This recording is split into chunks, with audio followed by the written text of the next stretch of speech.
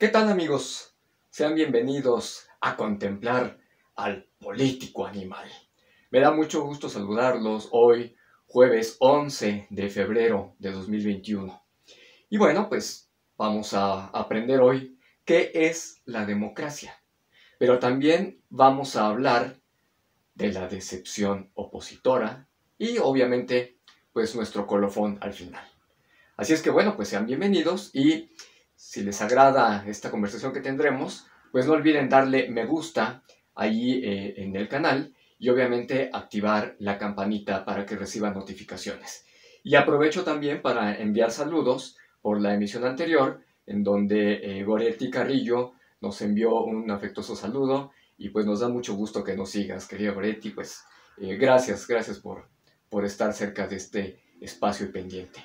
Pues bueno, ¿qué les parece si vamos a entrar en materia? Vamos a hablar del término de la democracia. La democracia es un concepto que fue romantizado prácticamente durante el siglo XIX, porque antes era una palabra que tenía una connotación más o menos negativa. No era bien vista la palabra democracia, y vamos a explicar por qué. Resulta que Alexis de Tocqueville escribe su libro La democracia en América, donde elogia el sistema de gobierno de los Estados Unidos y obviamente pues la señala como una democracia, obviamente como la conocemos ahora, una democracia representativa, de instituciones, basada en la ley, la verdad un modelo muy elogiable, muy plausible. Y bueno, pues esto fue lo que hizo cambiar un poquito la percepción sobre la palabra democracia. Porque la verdad es que si nosotros nos remitimos a lo que es la democracia, tenemos dos conceptos. Uno, la democracia real, la democracia ateniense, que se practicaba en la Grecia antigua, en la Grecia de Pericles, y también lo que es la democracia desde el punto de vista filosófico. La democracia, bueno, sabemos que significa demos kratos, demos pueblo, kratos poder, el poder del pueblo. Suena muy bonito porque obviamente eso era lo que se suponía que pasaba en la antigua democracia ateniense. Los ciudadanos, los miembros de la polis, los políticos, eran los que participaban en la toma de las decisiones colectivas. Y como eran parte del pueblo, con ciertas características, pues al final del día era el gobierno del pueblo. Sin embargo, en términos filosóficos, Aristóteles hablaba de la democracia como una forma impura del gobierno de muchos. Él hablaba de las formas de gobierno puras y de las formas de gobierno impuras. Y cuando nos referimos a las formas puras e impuras, están determinadas porque quienes o quién gobierna, uno, no tenga intereses, o sea, que no tenga necesidades, y dos, tiene que ser alguien que tenga cultura, que sea una persona que sepa sobre los asuntos de la polis, los asuntos de la ciudad. Si no reúne estas características, deja de ser un sistema de gobierno puro para convertirse en un sistema de gobierno impuro. El gobierno de un solo hombre era la monarquía, cuando estaba en forma pura, y en forma impura era la tiranía. Cuando eran algunos, la forma pura del gobierno era la aristocracia, los excelentes gobernando, y en la forma impura, pues era una oligarquía. Y cuando estamos hablando de las formas de gobierno donde los que gobiernan son muchos, cuando estamos hablando de la forma pura es la politeia, y cuando estamos hablando de la forma impura es la democracia. Las formas impuras se determinan porque quienes gobiernan son pobres y son ignorantes y terminan tomando decisiones en función de sus intereses y no en función de toda la polis. Por eso, la politeia, que es la buena forma de gobierno, la forma pura del gobierno de muchos, tiene que ver con un pueblo que está formado en la cultura de la polis y además se rige por un conjunto de reglas e instituciones que van mucho más allá de los intereses particulares. Por eso a Aristóteles no le gustaba la democracia, le parecía una forma pervertida del gobierno de muchos, en donde realmente esos muchos terminaban decidiendo por sus intereses personales y se llevaban entre las patas a toda la polis. Por eso era importante tener cultura política. Si no tenemos cultura política, entonces caemos en la democracia aristotélica. El propio Tocqueville hablaba de los riesgos de la democracia ideal cuando elogiaba a los Estados Unidos, porque hablaba precisamente de que podía sucumbir en una tiranía de una mayoría cuando había ignorancia en quienes tomaban las decisiones. Y eso ya pasó, y pasó con el gobierno de Donald Trump. Pero bueno, para no caer en una democracia viciada y corrupta, lo que tenemos que tener es cultura política. Y eso es lo que busca este programa, irles dando cierta información para que ustedes tengan datos precisos y cuando interactúen en la vida pública, en la sociedad, como ciudadanos, tengan el conocimiento básico para poder hacer las cosas apegadas a lo que nos dice la ley, a lo que establecen nuestras instituciones y al deber ser de un ciudadano cabal en la vida pública, en la vida de la ciudad, en la vida de la república. Eso es sembrar cultura política. Hasta aquí el término el capítulo de lo que tiene que ver con formación. Sabemos ahora lo que es la democracia, visto desde el punto de vista teórico-filosófico y cuáles son los requisitos para que salgamos de una democracia viciada a una democracia virtuosa. Pero ahora vayamos al tema central de este programa, que es la decepción opositora. La verdad es que si algo determinó el triunfo de Morena y de Andrés Manuel López Obrador en 2018, fueron efectivamente los malos gobiernos, los corruptos gobiernos del PRI y del PAN. López Obrador no surgió así por arte de magia. Él es el resultado inevitable de los gobiernos corruptos del PRI y del PAN.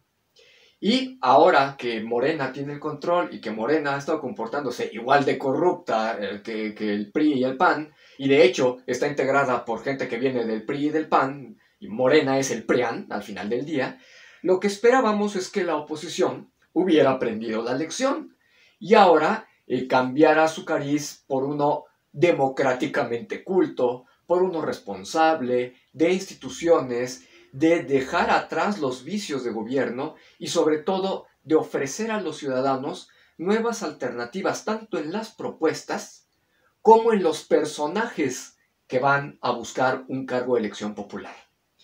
Pero si vemos la lista, vamos a ver la lista de los candidatos que por el PRI significan cómo se va a regir el grupo parlamentario del PRI cuando lleguen sus diputados a la Cámara.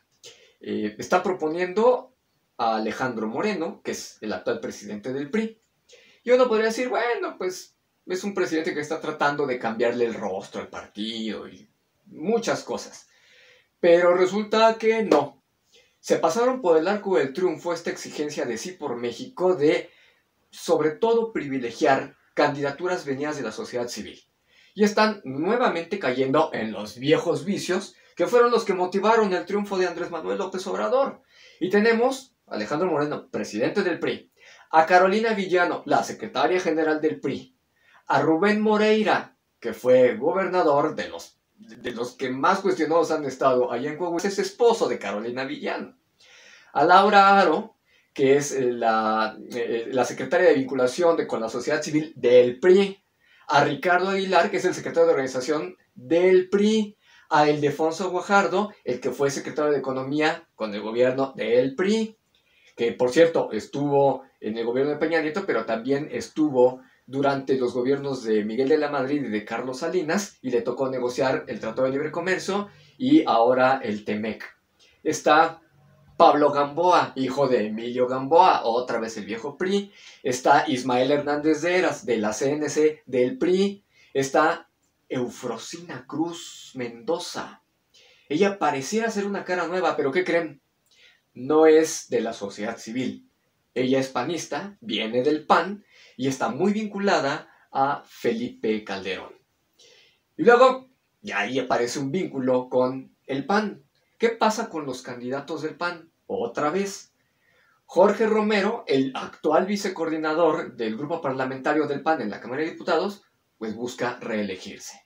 Y aparece Santiago Krill, otra vez un salto al pasado. Cecilia Romero, la eterna dirigente del PAN y la eterna candidata plurinominal que no ha contendido en elecciones de mayoría y que representa a ese PAN viejo. Y a Armando Tejeda, y a Jorge Luis Preciado, y a José Isabel Trejo, y a Héctor Larios, todos ellos del pasado. Justamente de lo que López Obrador se viene quejando y de lo que los electores ya no quieren saber más.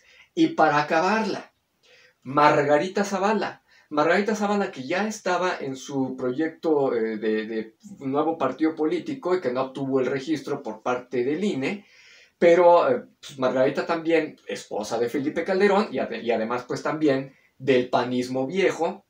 Y para acabarla, no solamente para una candidatura, sino ella sola con dos candidaturas.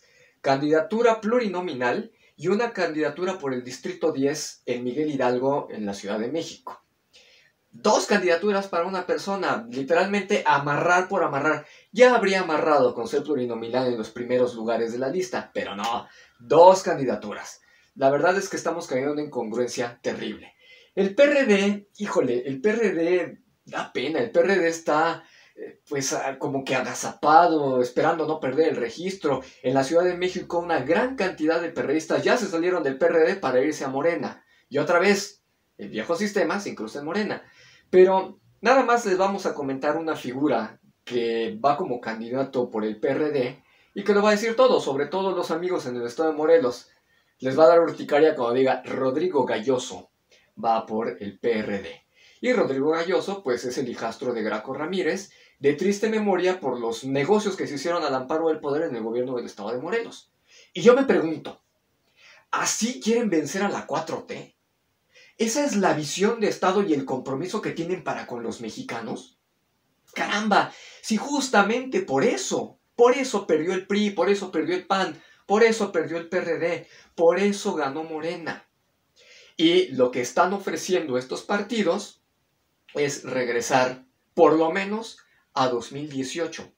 Es cierto que actualmente las cosas están mucho peor que en 2018, pero los mexicanos no saben eso, o no quieren saber de eso, y se han cerrado en su visión panorámica, y lo único que quieren es que no se repita lo que había de 2018 para atrás.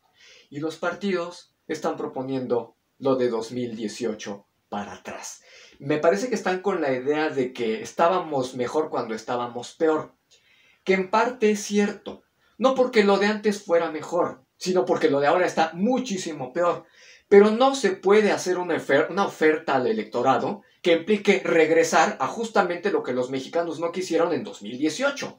Se tienen que ofrecer caras nuevas, propuestas nuevas, ideas que conecten y que eduquen a la población para salir de los rezagos en que nos encontramos, para tener una democracia culta, la primera parte de este programa.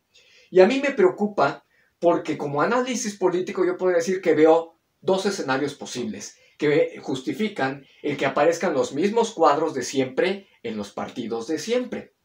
Uno es, le cerraron la puerta a los ciudadanos porque es el último tren de los panistas, priistas y perredistas corruptos. Y si no la agarran ahorita, nunca la agarran. Y si se la hubieran dado a los ciudadanos, jamás la iban a recuperar.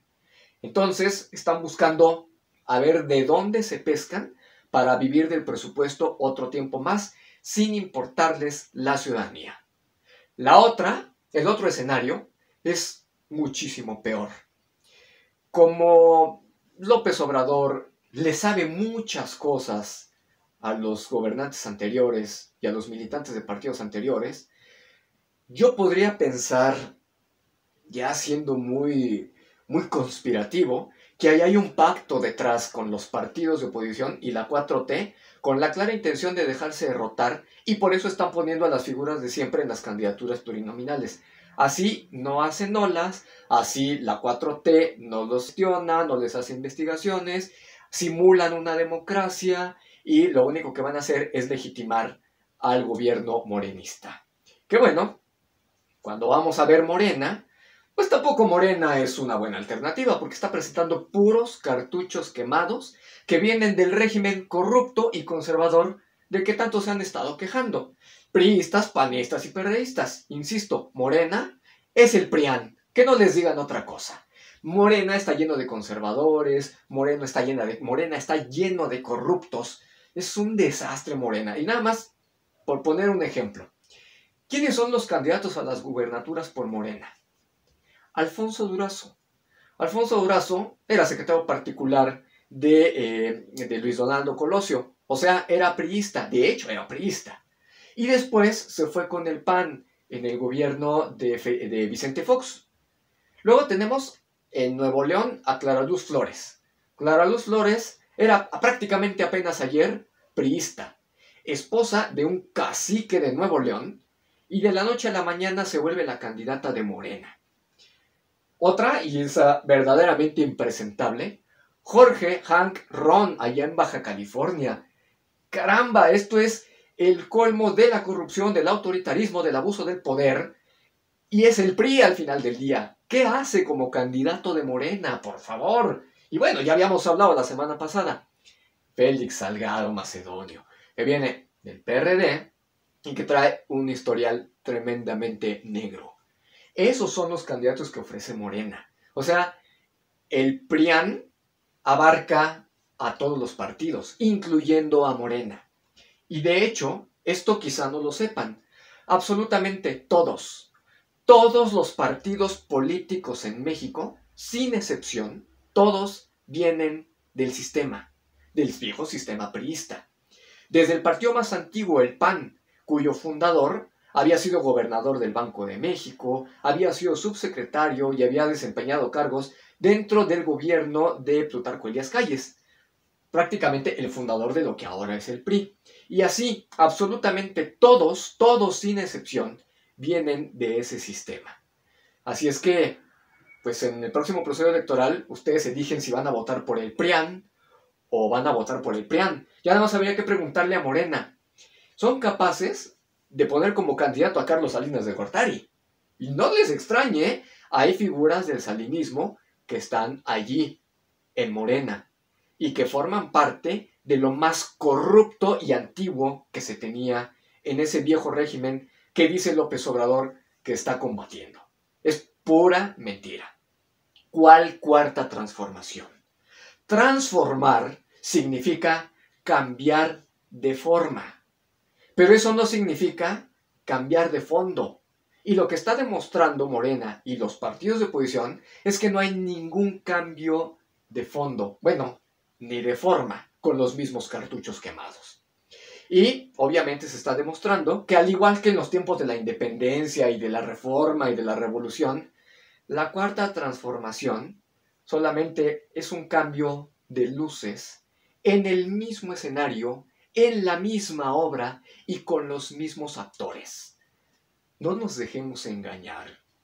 Es una simulación. Y es triste decir que los mexicanos creyeron en una oferta de cambio, que yo se los dije desde 2003, no hay tal cambio. López Obrador es más de lo mismo. Y lo que estamos viendo para este proceso electoral es más de lo mismo en absolutamente todos los partidos. Ya lo decía el cronista Carlos Monsiváis, que en paz descanse, hace algunos años. México es como una telenovela. Pasa de todo para que al final no pase nada. Hasta aquí la coyuntura. Y vámonos ahora a los temas de colofón. Ahora son varios. Vamos a tratar de sacarlos rápido. Primero, la casa de subastas Christie's, pues ahora resulta que pues está estafando a sus compradores porque les está vendiendo artículos robados y artículos falsos, y así está haciendo subastas de arte prehispánico. Es una vergüenza. En otro tema, chispa, ya se nos acabaron las vacas, caray, porque el presidente se recuperó del COVID, se levantó y andó. Verás que andó, porque volvió a sacar el tema de la rifa del avión, no que ya se había rifado, volvió a sacar el tema del aeropuerto, una de las propuestas más ridículas y más fracasadas que vamos a tener, y otra vez saca el tema del petróleo. Por cierto, si ya se recuperó, se supone que ahorita ya tiene los anticuerpos y está inmune por lo menos un tiempo. debería aprovechar su inmunidad temporal para demostrar algunas cosas. A ver, vamos a retarlo a que visite a los enfermos que están en las áreas de cuidados intensivos de las áreas COVID en los hospitales para que nos demuestre el punto de que no se necesita el cubrebocas. Por cierto, no le hagan caso al presidente. Pónganse el cubrebocas, por favor. No se arriesguen. De hecho, aquí tengo el mío. Pónganse el cubrebocas. Desobedezcan al presidente. Está mal de la cabeza. Cuídense, cuiden su salud. Y bueno, cuando regresa López Obrador, volvió la mañanera, el gobierno de un solo hombre, corrupto. Y hay que decirlo con todas sus letras. El presidente es un corrupto, que tiene a México sumido en el desastre absoluto. Y dice que solo sirve al pueblo. Pero la verdad es que entre líneas, aquí como subtítulos, debería decir, sirvo al pueblo y el pueblo soy yo. Su nombre es Andrés Manuel López de Santa Anna, el presidente de la muerte. Pues bueno, he querido que sea muy rápido y muy digerible este tema. Ojalá y reflexionen sobre él y que nos hagan saber sus comentarios, por supuesto, y que nos hagan saber de algún tema de la teoría política que les gustará conocer para que podamos platicar un poquito de él y podamos pues reflexionar sobre ello y tengan un poquito de información para su desempeño en la vida pública, en la vida en sociedad. De momento, es todo de mi parte y nos vemos la próxima semana. Ya saben, si les gusta, pues denle ahí precisamente me gusta en este canal de YouTube y activen la campanita para recibir las notificaciones. Nos vemos la próxima semana. Es un placer y un gustazo saludarlos y esperamos que sigamos aprendiendo para que pasemos a ser el animal político y dejemos de ser ese político animal. Hasta la próxima y que tengan un excelente día. Gracias, hasta pronto.